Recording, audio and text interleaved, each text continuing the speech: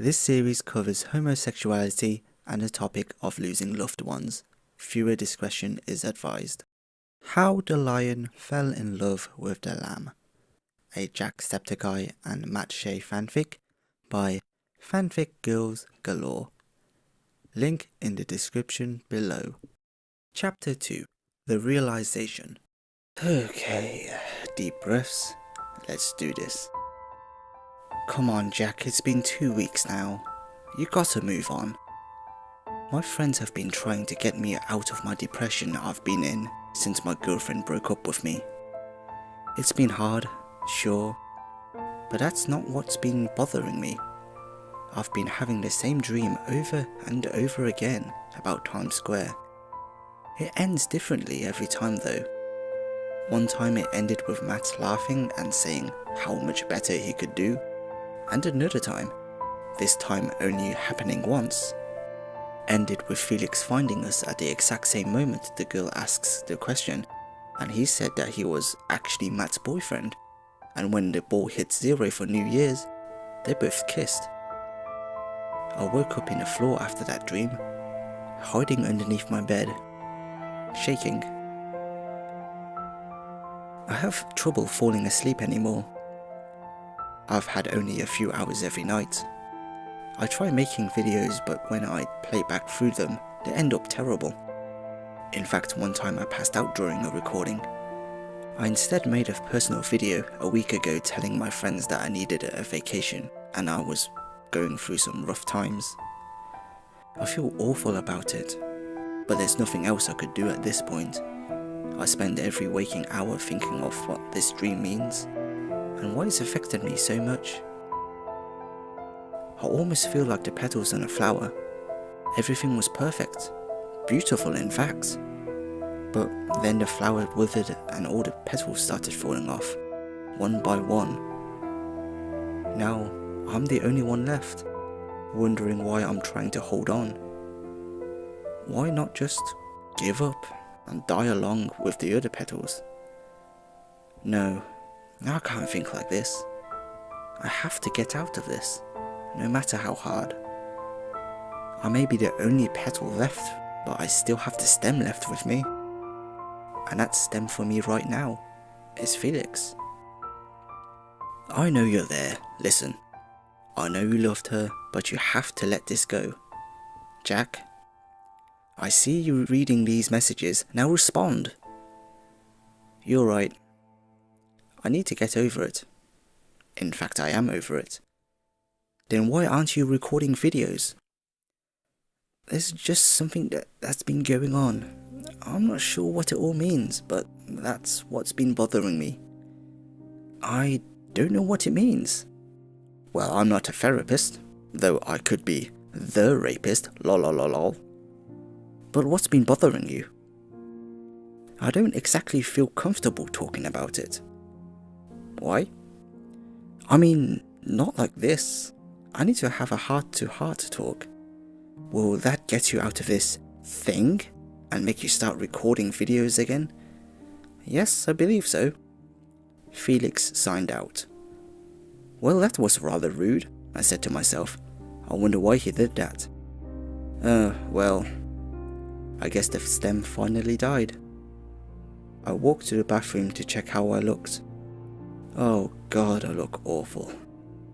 Then again, I don't exactly have a reason to look good now, do I? I left and went to the family room to watch some more TV. That night during the late night news, I got a text. I've been ignoring my texts ever since I became single, so I treated this one the same way. But that text was followed by a loud knocking on the front door. Who the hell would be visiting me, and at this time of the day? I looked at my phone and read the most recent text. Open the damn door. I jumped up and ran to the door to see Felix standing there, shaking from the bitterness of an Irish winter night. What are you doing here? You said a heart-to-heart conversation would help, so I'm here to have a heart-to-heart conversation. He shrugged his shoulders, then marched past me and sat down on the couch. You flew here? Last minute? Just to help me? What about Marzia? I was baffled. I didn't know he cared that much about me. I finally shut the door and leaned against the wall. Yep, you need to start making videos again. Plus, I think Matt really wants to make another speedrunners video, and Marcia came with. She's in the car still. I didn't think this would take that long, so she decided to stay. We'll go to our hotel right after this. Now what's up? I jumped when he mentioned Matt's name. Well, I walked over to the couch and sat down next to him. I've been having this dream, or maybe it's a nightmare at this point. I told him the dream and all the different endings, leaving out the one when he said he was Matt's boyfriend. That's really all. It's been bothering me ever since that first night. It just got worse after my girlfriend dumped me. I don't know what it means. I buried my face in my hands and started shaking my head. After a few seconds, I looked up at Felix and saw the strange look he was giving me. What is it? I'll be right back.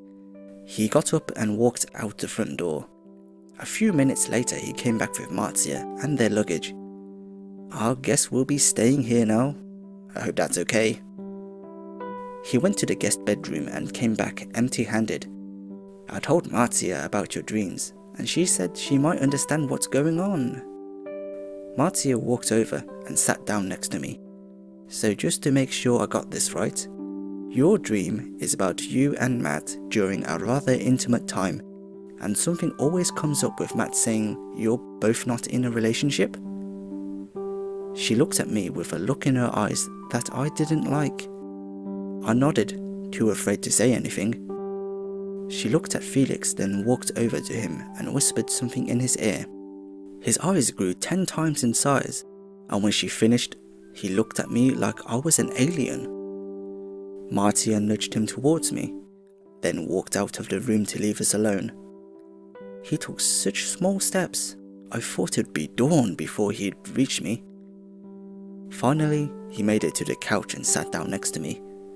He did nothing for a while except stare at his lap.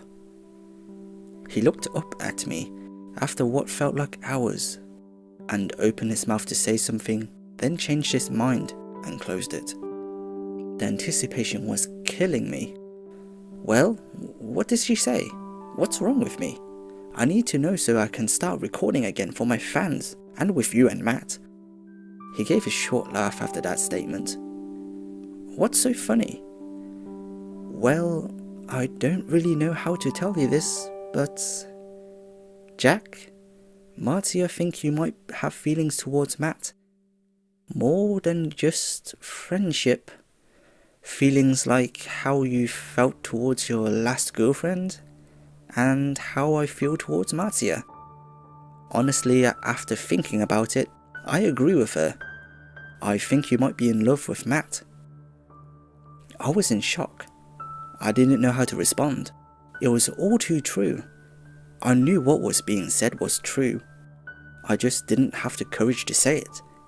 Every time I would open my mouth to speak, I would get a lump in my throat. I would just swallow and keep my mouth shut. I kept my mouth shut, my ears and mind open as to what Felix had said. It's hard to believe this. Why? I have never felt this way towards a man before. I've always had feelings towards women. Things were going to change, and soon. All I could think about was Matt while Marcia and Felix were there with me during the conversations we had and the laughs.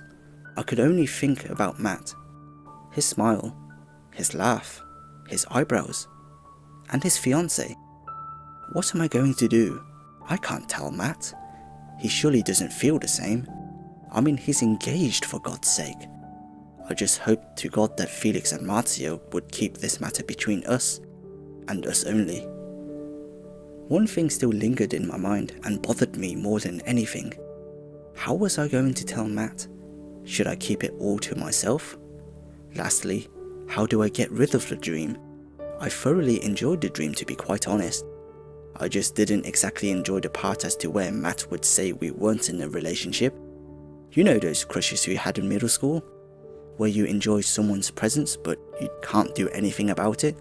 because you know they don't feel the same way about you, but you still cling on to a little chance of hope that hangs in your mind? That's what this situation feels like. For crying out loud, I'm a grown man. I'm a 25-year-old grown Irish man. Why am I so hung up on him? For fuck's sake, we live 3,598 miles away. But I guess what they say is right. If you truly love someone, distance doesn't matter. You always find a way to make it work. Am I agreeing with Felix and Marzia? I just said I loved him. Oh boy, this is not getting any easier on me. This feeling of hopelessness is eating at my soul, and this feeling of loneliness has overcome my mental state. I feel weak to the touch. Why has love done this to me? I thought love was supposed to be a good thing. I need to get back to making videos. I need to do something to help clear my mind.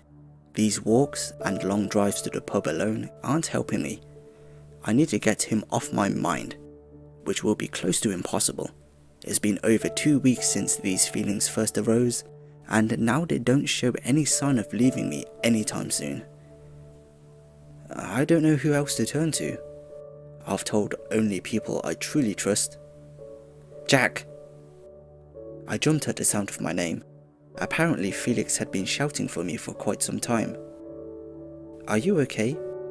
I looked from him to Marzia. They both looked worried. I'm okay. I can't believe it took me this long to actually accept this as reality. Thank you for helping me.